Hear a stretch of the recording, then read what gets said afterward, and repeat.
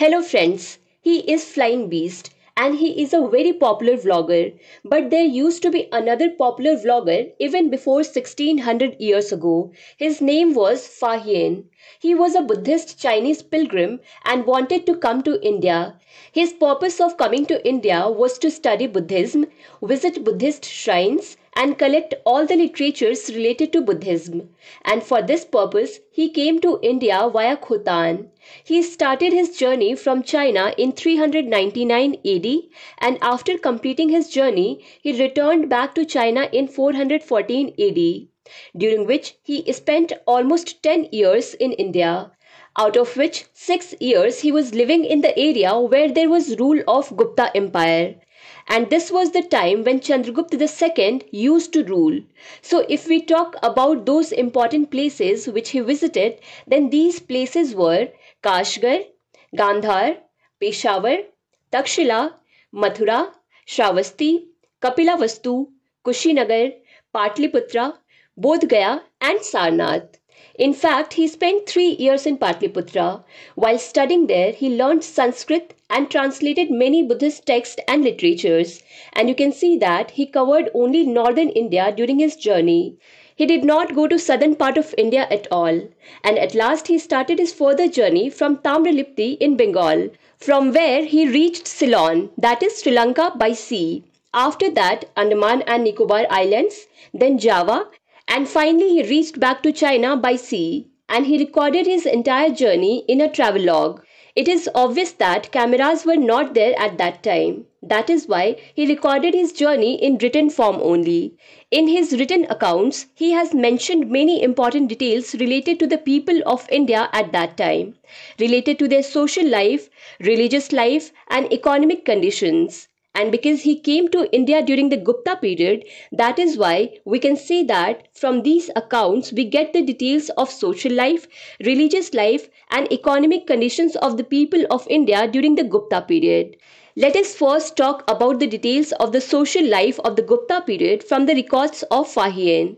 He said in his accounts that there was a society in India called Chandal, which used to deal in meat and flesh.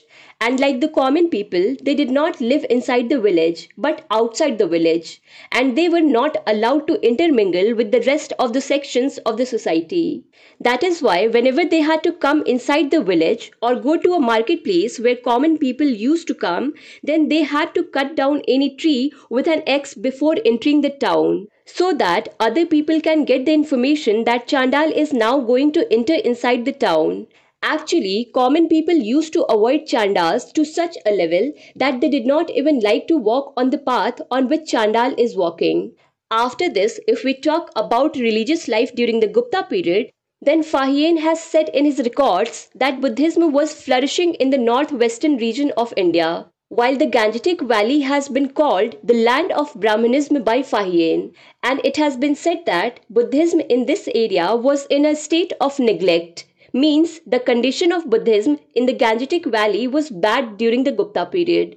Along with this, Fa-Hien also told that the condition of the Buddhist holy places in this region, such as Kapilavastu and Kushinagar, was even worse. Now let's talk about the economic conditions of the Gupta period according to Fa-Hien. He has told that Tamralipti, from where he started his return journey to go back to China, was an important trade center of the eastern coast. Along with this, he also told that there are many cities in Magad. The people here are very rich and also do charity for the development of many things. Overall, he said that the economic conditions were very prosperous during the Gupta period. Apart from all these things, while reading the accounts of Fa-Hien, historians have also paid attention to some special things and have told that what things Fa-Hien has not mentioned, such as he did not mention anything about Chandragupta II, whereas the period when he came to India at that time Chandragupta II used to rule. The reason behind this could also be that Fa-Hien was not interested in political affairs at all.